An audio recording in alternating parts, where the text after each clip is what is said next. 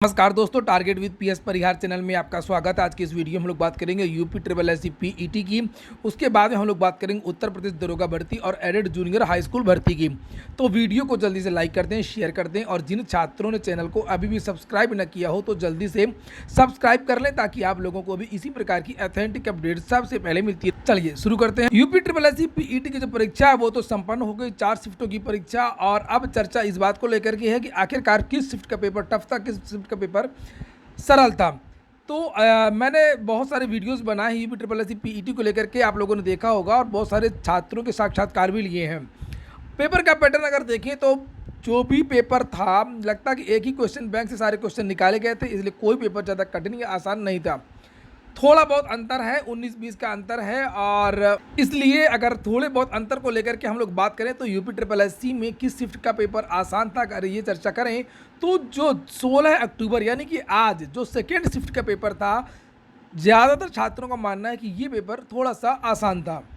और अगर बात करें कि सबसे ज़्यादा कठिन कौन सा पेपर था तो वो 15 तारीख का पेपर को विद्यार्थी सबसे ज़्यादा कठिन मान रहे हैं। तो 15 तारीख में कुछ छात्रों का कहना है कि जो मॉर्निंग शिफ्ट था वो कठिन था, लेकिन 15 तारीख का जो सेकेंड शिफ्ट था, दूसरी पाली का जो पेपर था 3 से 5 वाला, उसमें ज़्यादातर विद्यार्थियों को ये कहना कि ये वाला टफ था। तो 15 तारीख की जो सेकेंड शिफ्ट थी उसको थोड़ा सा टफ माना गया है, थोड़ा सा मैथ वगैरह के क्वेश्चन को लेकर के, पैराग्राफ वगैरह को लेकर के। और जो आसान है वो 16 तारीख का जो सेकेंड मीटिंग का जो पेपर है उसको थोड़ा सा आसान समझा गया है। ज़्यादा अंतर आपको देखने को नहीं मिलेगा, जिस तरीके से पिछली बार अंतर आपको देखने को नहीं मिला था, इस बार भी आपको ज़्यादा अंतर देखने को नहीं मिलेगा।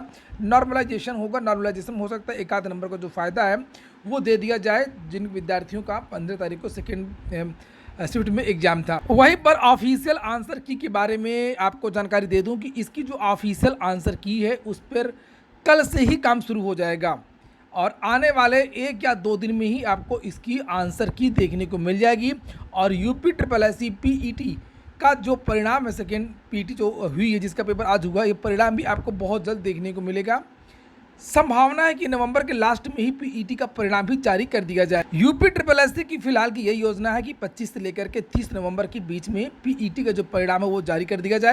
20 तारीख के पहले पहले, हर हाल में इसी 20 अक्टूबर के पहले पहले आने वाले यानी 1 या 2 दिनों में ही इसकी जो है आंसर की जारी हो जाएगी। और 1 तारीख से लेकर के 5 तारीख के बीच में रिवाइज्ड आंसर की भी जारी करने की योजना है। पीईटी की वैलिडिटी को लेकर के भी शासन को प्रस्ताव बनाकर भेज दिया गया है। वैधता को लेकर के हो सकता है कि 1 या 2 दिन में आदेश आ जाए तो इसकी भी घोषणा कर दी जाए, क्योंकि 27 अक्टूबर को जो पिछले वाला पीईटी है उसकी वैलिडिटी समाप्त हो रही है। वहीं पर अगर हम लोग बात करें कि कितने छात्रों ने परीक्षा छोड़ दी है तो यहाँ पर ऑफिशियल जानकारी दी गई है कि 12,50,000 छात्रों ने लगभग परीक्षा छोड़ दी है। पहले दिन की अगर हम लोग बात करें तो पहले दिन 11 जिलों से साल भर पकड़े गए थे 23 और 6 लाख से ज़्यादा छात्रों ने पहले दिन परीक्षा छोड़ी थी। और वहीं पर अगर हम आज की बात करें, ये आज की रिपोर्ट है, प्रवीर कुमार का बयान आया है यूपी ट्रिपल एस सी के चेयरमैन का। उन्होंने खुद कहा है कि आज ये देखिए 16 अक्टूबर की डेट पड़ी हुई है, पीईटी की पहली पाली में 67% उपस्थित रहे हैं। और ये जो रिपोर्ट है ये दूसरे दिन की है, ये देखिए दूसरे दिन की रिपोर्ट है। दूसरे दिन पीईटी की पहली पाली में 67% अभ्यर्थी उपस्थित रहे हैं। तो यहाँ पर कल भी लगभग 6.5 लाख विद्यार्थी एब्सेंट रहे थे और आज भी लगभग 6 लाख विद्यार्थी एब्सेंट रहे। यहाँ पर प्रवीर कुमार का बयान भी छपा हुआ है, ये आज ही का बयान है। प्रवीर कुमार ने बताया कि 10 से 12 बजे तक 75 जिलों में कुल 1899 परीक्षा केंद्रों पर परीक्षा आयोजित हुई, जिनमें से 6,33,000 अभ्यर्थी उपस्थित हुए और 3,06,528 अभ्यर्थी अनुपस्थित हुए।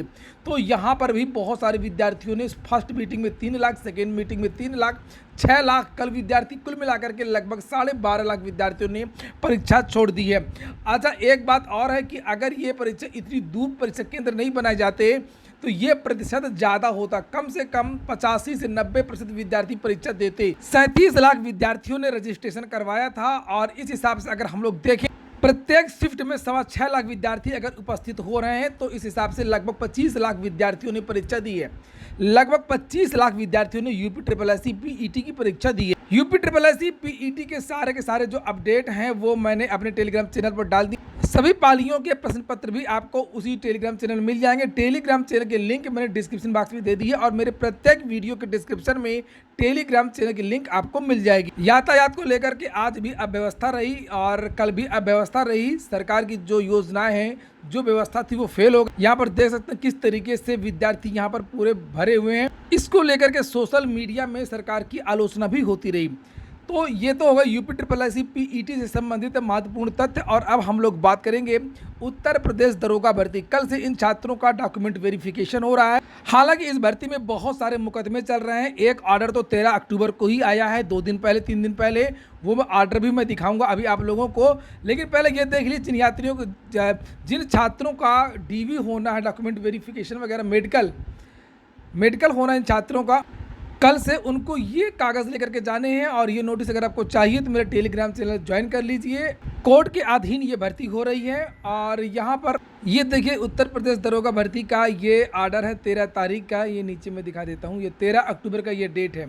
तो इसमें एक छात्रा थी जिसके 285 नंबर यहाँ पर लिखा ओबीसी कैटेगरी की थी और उसके जो नंबर थे वो 280 कर दिए गए थे। इसको लेकर के चैलेंज किया गया, जबकि नॉर्मलाइजेशन के बाद में उसके जो नंबर होने चाहिए थे इतने, इसको लेकर के चैलेंज किया गया था। फिर बाद में ये कहा गया कि इसमें बहुत सारे मामले चल रहे हैं कोर्ट। भर्ती बोर्ड को यहाँ पर 6 वीक का समय दिया गया। ये देखिए लिखा हुआ है, भर्ती बोर्ड को 6 वीक का समय दिया गया है काउंटर एफिडेविट के लिए। लेकिन भर्ती में कोई भी रोक नहीं है, भले ही कोई भी ऑर्डर आए, कोई भी केस चल रहा हो। इसीलिए ये जो मेडिकल की जो प्रक्रिया है वो कल से आगे बढ़ रही है। धांधली को लेकर के इसके अलग से बहुत सारे केस चल रहे हैं। और ये जो मामला है ये परिणाम आने के बाद में नॉर्मलाइजेशन को लेकर के जो याचिकाएं पड़ी हैं मैं उनकी चर्चा कर रहा हूं। बात कर लेते हैं लास्ट में थोड़ी सी एडेड जूनियर हाई स्कूल भर्ती की। देखिए एडेड जूनियर हाई स्कूल भर्ती की तो बात ठीक है, लेकिन सबसे खस्ता हाल, सबसे बुरा हाल इस समय बीएड बीटीसी के छात्रों का है उत्तर प्रदेश में। उनके लिए आगे कुछ भी नहीं है, बिल्कुल अंधकार ही अंधकार है। ये आज का समाचार पत्र है, आप लोगों ने भी पढ़ा होगा कि पीएनपी में कर्मचारी नहीं है।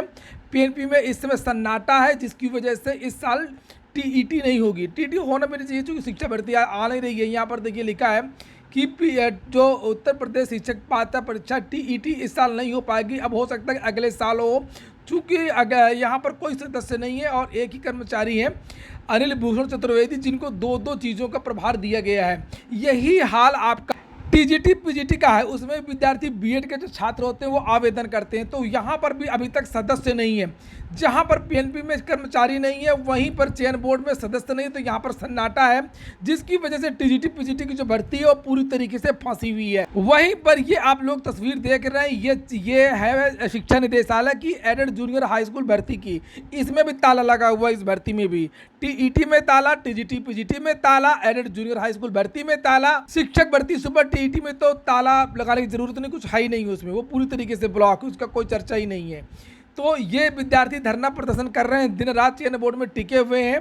चयन बोर्ड नहीं, माफ करिएगा, शिक्षा निदेशालय जो बोर्ड ऑफिस के पास में है। हमारे साथीगढ़ जितने भी आसपास पूरे प्रदेश के हैं, प्रयागराज के आसपास है, सभी लोग आप लोग आइए, सहयोग करिए और धरने को इतना तेजी दिया जाएगा कि और कुछ निर्णय लिया जाएगा कि जिससे ये लोग शासन जगे और जल्द से जल्द कान फट जाए और वहाँ से जल्द जियो जारी हो।